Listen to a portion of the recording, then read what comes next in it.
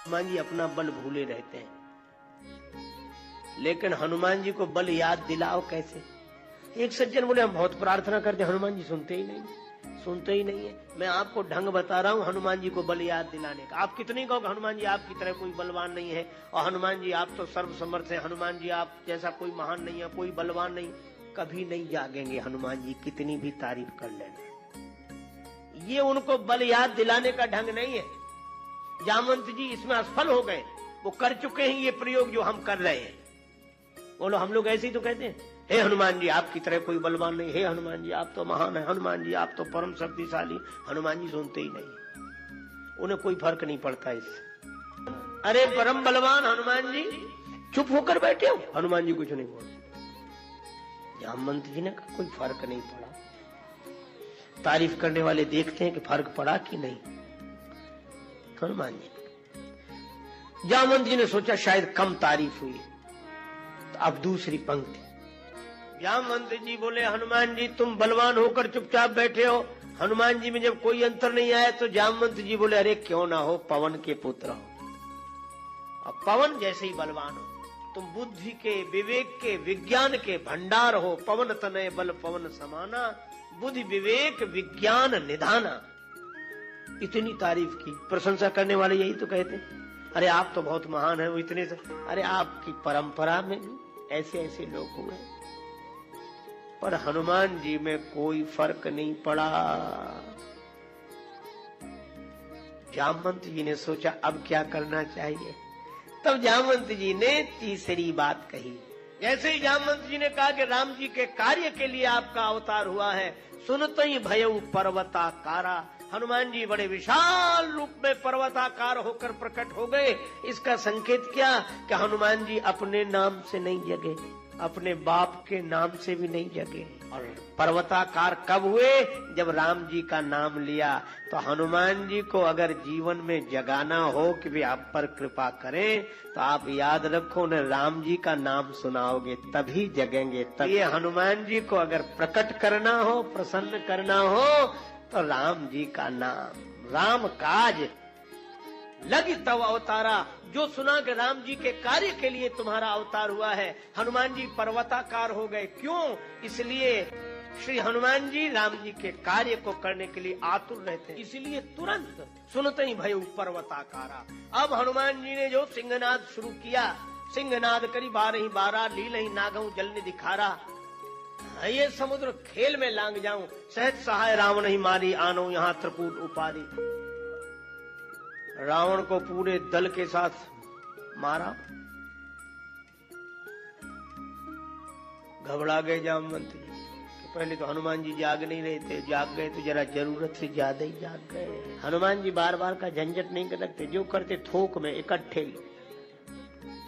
सहज सहाय रावण ही मारी, रावण को पूरे दल के साथ साफ कर दिया। फिर लगा कि नहीं रावण को तो राम जी मारेंगे, तो कहा बेकार राम जी को जाना पड़े वहां तक। त्रिकूट पर्वत ही उखाड़ना है जिस पर लंका बसी है, आनऊ यहाँ त्रिकूट उपारी, ताकि आराम से मारे राम जी रावण को। तुलसीदास जी बोले हनुमान जी कृपा करो, रामायण तो पूरी हो जाने दो, अभी तो 3 कांड बाकी है, चौथा ही कांड है, किष्किंधा ही है। अभी तो सुंदर कांड, लंका कांड, उत्तर कांड। और राम जी भी बोले वाह हनुमान जी हमारा पूरा प्रोग्राम ही बिगाड़े दे रहे हो, लीला तो पूरी हो जाने दो। पर हनुमान जी की एक विशेषता है, अति चातुर, बड़े चतुर है। और चतुर कौन? अपने मन में जो बात आई बस वही ठीक है, वही ठीक। अपने मन की ही बात को सही मानने वाले मनमुखी मूर्ख होते हैं, चतुर नहीं होते। चतुर कौन? अपने मन में आई हुई बात को तौलकर अनुभवी गुरुजनों से पूछे क्या ये उचित है, वो चतुर है। और हनुमान जी तो अति चातुर, इसलिए बोले कि से मन में तो ऐसी आ रही है, आप हमें उचित शिक्षा दें कि मैं क्या करूं। अब देखना, राम काज के लिए हनुमान जी प्रकट हुए, तो जामवंत जी बोले इतना करहु तात तुम जाई। इतना करना कितना? सीत ही देख कहु सुधियाई। श्री सीता जी को देखकर ये समाचार सुना देना, बस इतना करो। हनुमान जी बोले ठीक है, लेकिन कठिनाई एक हुई। क्या? जामवंत जी ने तो कहा इतना करो, राम काज के लिए आपका अवतार हुआ है, तो राम काज करिवे को आतुर, और राम काज लगी तब अवतारा, तो राम काज कितना है?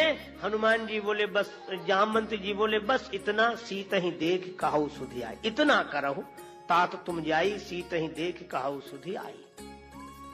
हनुमान जी ने मान लिया कि राम काज माने इतना ही।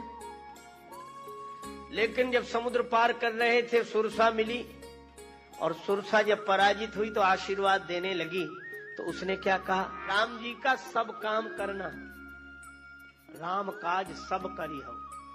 अब बोलो है कठिनाई की? नहीं। जामवंत जी बोले राम काज इतना ही है कि सीता ही देख कहु सुधि आई। सुरसा बोली राम काज सब करी हो। अब क्या करें हनुमान जी? पर हनुमान जी की जगह दूसरा कोई होता तो लौट कर जाता जामवंत जी के पास कि आप तो ये कह रहे थे और वो ये कह रहे, तो हम क्या करें? हम तो बीच में फंसे, तो आप कुछ कहते वो कुछ कहते। और ऐसे लोग कई बार कोई काम ही नहीं कर पाते, इधर से उधर होते रहते। क्या करें? वे कुछ कहते, ये कुछ कहते, वे कुछ कहते, ये वो चतुर नहीं है हनुमान जी, विद्यावान गुणी अति चातुर। हनुमान जी ने कहा क्या परवाह है, पहले जितना बताया उतना करो, फिर जो सब होगा तो पता लगेगा तो फिर करेंगे, अभी उतना तो करो जितना बताया। और यही कारण कि हनुमान जी आगे बढ़ गए, पीछे नहीं लौटे, और आगे बढ़े। लंका में प्रवेश कर रहे थे तो लंकिनी ने भी क्या कहा? लंकिनी भी क्या बोली? प्रवेश नगर कीजे सब काजा। सुरसा भी बोली राम काज सब करी हो। लंकिनी भी बोली कीजे सब काजा। और जामवंत जी कह रहे इतना करो। तो राम काज करना कितना मुश्किल है। पर हनुमान जी विद्यावान गुणी अति चातुर, ठीक है। अब अति चातुर कहां समझ में आए? का हनुमान जी गए अशोक वृक्ष के पत्तों में छिप गए, तरु पल्लव मह रहा लुकाई। यही चतुराई है। भगवान का काम करना है तो खुद को छिपा लो, तो भगवान प्रकट होंगे, तब भगवान का काम। और जो अपने को ही दिखाना चाहते हो उनसे राम काज नहीं हो सकता। राम काज उनके द्वारा होता है जो अपने को छिपा लेते हैं, उनके द्वारा राम जी की महिमा प्रकट होती है। अब छिप गए। रावण आया, जानकी माता को डरा धमका कर गया। माता अत्यंत व्यथित हुई और जानकी माता रोने लगी कि ऐसी व्यथा से तो देह त्याग कर देना अच्छा है। आग मिल जाए, निशिना अनल मिल सुन सुकुमारी। त्रिजटा बोली नहीं मिलेगी। जानकी जी बोली चंद्रमा तू ही आग दे दे, तारा तू ही आग दे दे। अवन न आवत एक तारा। त्रिजटा से बोली तुम भी थोड़ी सी आग दे दो। त्रिजटा ने कहा कि सवेरे, रात में तो आग नहीं मिलेगी। टाल दिया कि आग नहीं मिलेगी। निशिना अनल मिल सुन सुकुमारी, अस कह सो निज भवन सिधारी।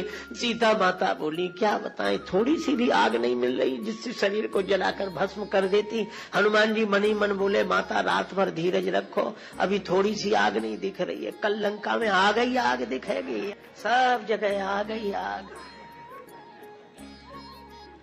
पर ये आग उसी को जलाएगी जिसने ये आग लगाई है। उल्लंघ सिंधो सलिलम सलीलम यह शोक बन्यम जनकात्म जाया। आदाय तेनैव ददाह लंकाम नमामि तम प्रांजलिरांजनेयम।